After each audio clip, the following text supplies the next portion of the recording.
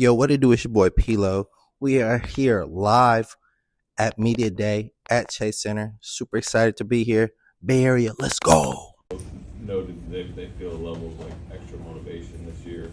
I mean, how are you feeling entering the season? How different, I guess, maybe from last year? Very motivated. Just ready to get started and get it going. Andrew, could you?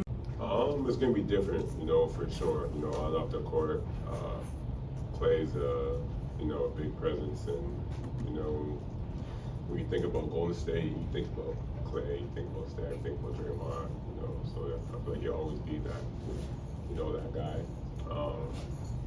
But we're all gonna miss him, and he's gonna do great things over there. So. Top of the morning.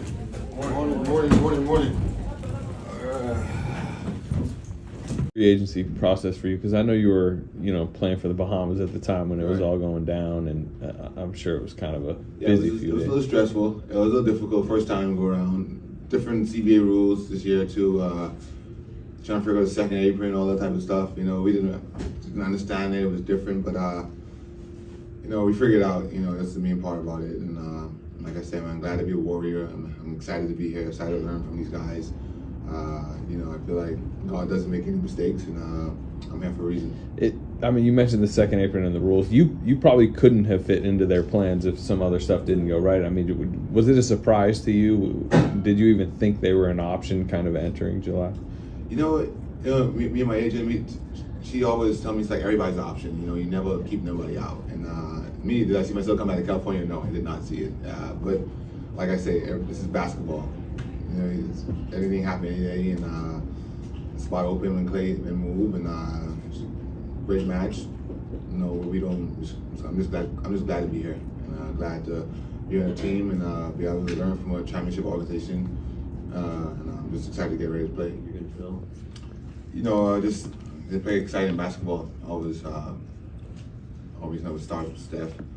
I think the continuity behind Steph. The guys playing the right way.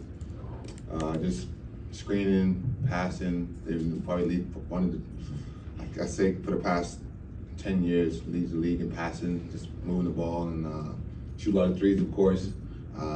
It's exciting, I just always loved that style of basketball they've been playing for years. Even when I was in college, I used to go to the games when I was in Oklahoma and watch them. They play exciting brand basketball unselfishly, and they play hard on both ends. And there's a winning culture here, so. It was a no-brainer for me. Just like excited to play with those guys, and just to be a sponge every day from training camp, and just learn and watch and observe, and I found a way how I can fit in. Buddy, how you doing? Jason Dumas, Channel 4 here in San Francisco. You talk about adjustments and trying to fit in with the new teammates and catch all the cohesion, but I feel like you're at your best when you're being aggressive, when you're letting it fly. How do you kind of find that balance of adjusting and learning how to play with your teammates while also being aggressive and being yourself?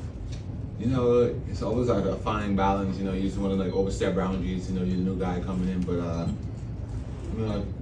feel like nobody has a problem with me being aggressive. I think aggressive is good, and when you're out there, you just gotta figure out your niche and just play in the continuity of the offense and the flow of the offense. And I think Steph plays with a great flow. Draymond plays with a great flow, and I said. As a scorer, as you like to shoot the three, I love watching the Warriors play. So I kind of have a feel what they like doing, and scouting for them is hard, So the step is always moving. So I'm a player who always love moving too. So and I thrive off that. So I'm excited, man. Let's learn. Let's go ahead and get that out the way now. Feeling good, healthy. Body's feeling great. No hiccups this summer, no nothing. Ready to go, so let's get those out the way. But just did a lot of stuff that had nothing to do with basketball. Spent a lot of time with family. Got a lot of stuff done on the business side. So, just try to take advantage of the time, but it was definitely weird, long. You guys certainly recruited Paul George this summer, even tried to get it on the market, and that didn't happen. I was just wondering your perspective on those things not happening and what the roster kind of reconfigured to where it is today? I like the way the job Mike's done with reconfiguring the roster. I thought Mike did it, and Joe and his organization, they did an incredible job of not panicking. In the moment where you feel like, you miss out on a guy or two, most people didn't make a bad deal, because everyone around the world, everyone, the microscope that's always on this organization for the last 10 years, it's still there. And everyone around has thoughts about what this team should look like, the makeup of the roster, who they think should be on the roster. And to see them stand pat and say, no, we're going to pluck away. We're going to sign a Buddy Hield. We're going to sign a DeAnthony Melton. We're going to sign a Kyle Anderson, and just pluck away and chip away at it. I thought that was incredible. I thought it shows who this organization is, and it is a testament to Mike Dunleavy and who he is as a basketball mind, a guy who's grown up in the NBA his whole life. And like I said, in most situations, you see someone panic and they make a move that set them back for 5 years. And you set one move in this league, it can pretty much set you up for how the next 10 years of your organization is going to go. And sometimes the best deal you can make is to not make a deal. And I think we did a great job in going out and getting pieces that's going to help this team grow, that will allow young guys opportunity to grow, and yet keeping the future of this organization as bright as it's ever been.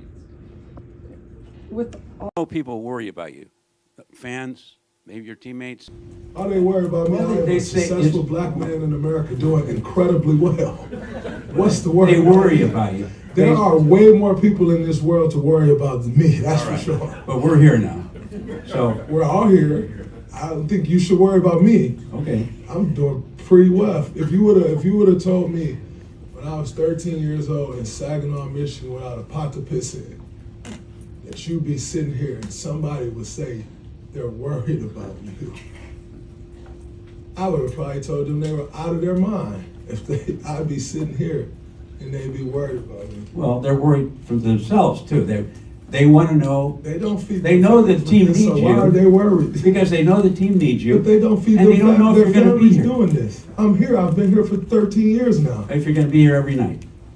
Been here pretty much every night for 13 years. Not so. Very much so. Then you missed some. We all have. Okay. Look, Kevon Looney played 82 games 2 years in a row, and everybody was celebrating. We all miss games. No, what I'm talking about, they want to know if you're going to be here, like, mentally. I'm always here. You got suspended. And suspension, the guideline of getting suspended is something that's in place because it's a possibility. Right. So there's nothing changed in that respect. As far as you. What would change? Well, I don't different get the mindset. question. I don't know. I think my mindset has helped us do some great things. It's pretty cool. So it's all about how you spin it. I love how you trying to spin it, but it ain't my spin to it, man. Yeah, it's good. All right, two more. I mean, last year you're on a team that was like double big. Your front court's huge. This front court you're joining is kind of smaller, different. How do you view? I guess what did you learn from kind of playing, with two bigs, and what do you think this experience will be like? Yeah, like you said, it's just two different things really. So like around the facility here, like Dray telling me like, oh nah, you a 5 now, like you're not a guard no more. You a center in this offense. So. It's gonna be, something I gotta get adjusted to, like not having Rudy out there, Big Cat out there with me, and just playing more small ball, I guess as you could say. I think I'd be more comfortable more in that setting, being a 4 or sometimes even playing at the 5, really. So Tyler, your reputation. That last topic, how helpful is Draymond in that respect in terms of letting people know where you obviously have not played with him yet, but you've seen him. But what he does, what is special? You could see him. You definitely see him in like a Kevin Garnett, like Bill Russell role, where like he's always talking on defense. He's always pointing guys in the right direction. Tim Duncan was like that, and that was extremely helpful for everyone else. It's like a trickle-down effect. It's contagious. You get other guys talking, you get other guys helping guys out. So that's big time. That's a key to Rudy Gobert in the Minnesota situation last year. He's very similar in that way too. So when you have someone like that, you more than likely you're going to have a good defense. Your extension is obviously going to be a topic, possible extension. Do you think something might be able to get done in the next month or so? Hopefully. Only God knows. I don't know what's gonna happen, but it will be good. But that's not my concern. I guess is just happy to be here. Happy to start a new season for a year. And things going play itself handle. So I would love to have it, but I'm not really concerned about it. If I get it, if I don't, it's cool. It's still gonna be me and just go out there and perform. That's not a problem. We're hearing about these scrimmages, these pickup games.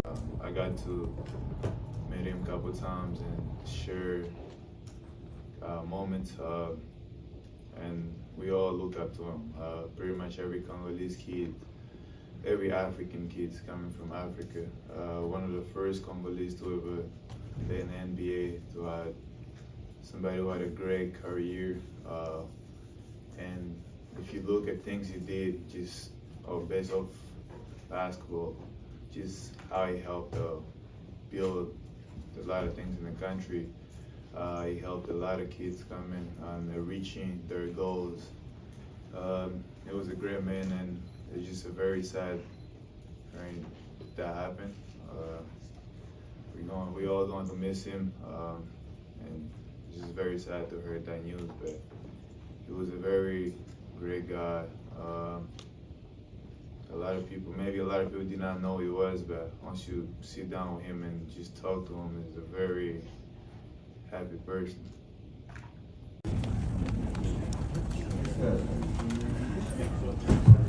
Bonjour, Stéphane. So this is for French and African TV channel. I don't know if you have a few French words that you brought back from Paris or no? Nuit Nuit. That's a good start. Well, my question is going to be in English. Actually, it's about another. Draymond mentioned that what struck him watching the Olympics, you at the Olympics, was how the other players on the team were reacting to it for the first time. I know it's you, so maybe you can't quite speak exactly about it, but what is it like when you have just that last shot against France? You have LeBron and KD over on the other side, and I think they're open.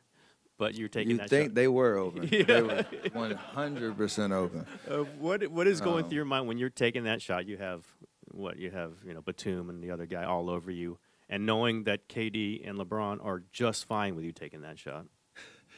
I wouldn't say that either, because I read body language pretty well. When I watched it back, I got trapped. I threw it to K. Braun was open on the wing, on the swing, but K threw it back to me.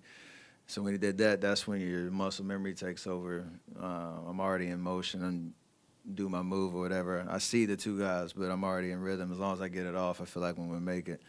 But I see both of them as soon as I'm shooting their hands up, and they both went like this. Like, they didn't expect me to shoot it. I'm sure they were ready for a pass back to the weak side, but as soon as it went in, seeing Bron do the gesture, seeing the guys on the bench, K threw his head back, and I was kind of in amazement. Like, that was the beauty of that team too, because the energy that we showed and the emotion that we showed in the Serbia game on the comeback and down the stretch in the Olympics, like, it mattered to everybody to get that done, and everybody knew the sense of urgency of the moment, and it was a memory for a lifetime for sure. So it's nice the way it finished for me personally, but we don't get there without all 12 guys on that team, and it was definitely something I'll remember for forever. Following up on that, I mean, being in the same place for a long time, we haven't spoken to you since your contract extension. I mean, how important was that for you to get that done? And as you've talked so much about it, feels like over the past couple months, just maintaining you staying here in San Francisco. Yeah, no secret. That's always been it always has been. It still is a goal of mine to be a Warrior for life, to stay competitive throughout that process. And I know it's kind of unheard of, the short list of guys that have been in that position. Honestly, the ability to kind of just let that be known with the decision to extend and not let that be a distraction or be a talking point all year long, no matter what really happens throughout this season, throughout next season, the third year after that.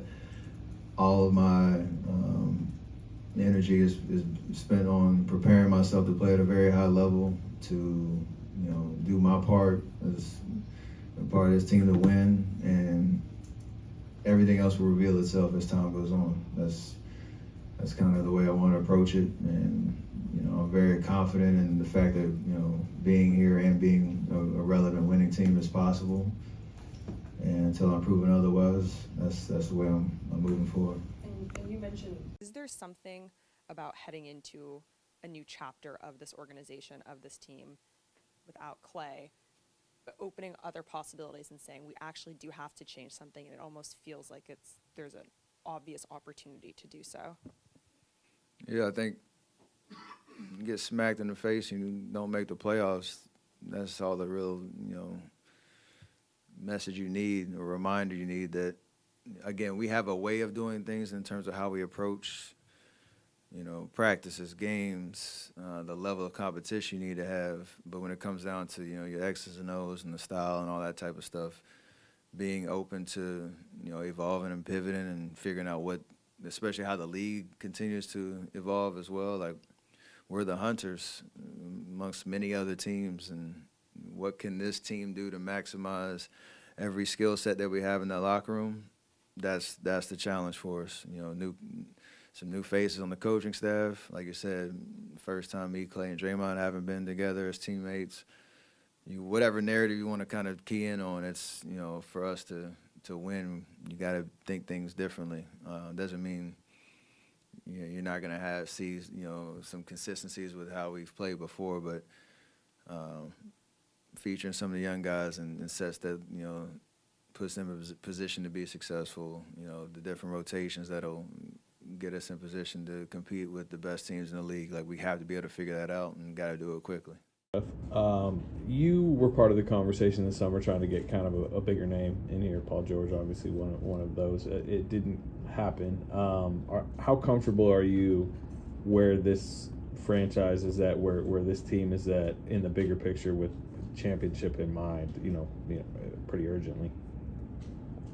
Yeah, I mean, if you're not the team that's holding the title at the end of the year, and even I'm sure they were thinking about it, Boston was like, you always are trying to get better. And you've been around this league long enough, from day to day, week to week, month to month, season to season, what that actually means for your team can change pretty quickly. So, you go into free agency, PG's deciding whether he wants to opt in or not. Okay, we definitely should take that meeting, and I was a part of that process.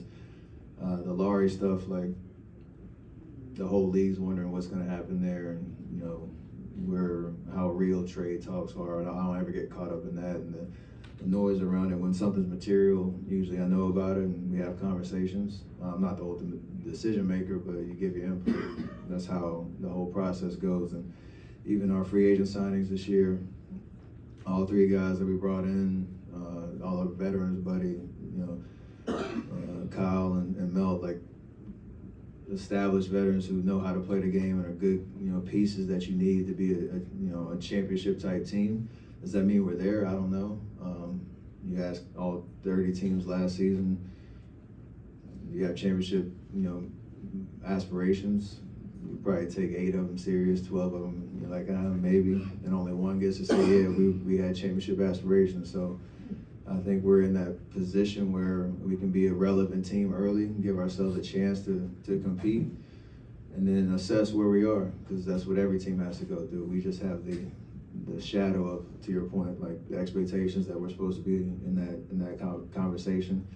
I want to win, and I know everybody in the locker room wants to do their part to help make it happen. So that's how we're approaching the season.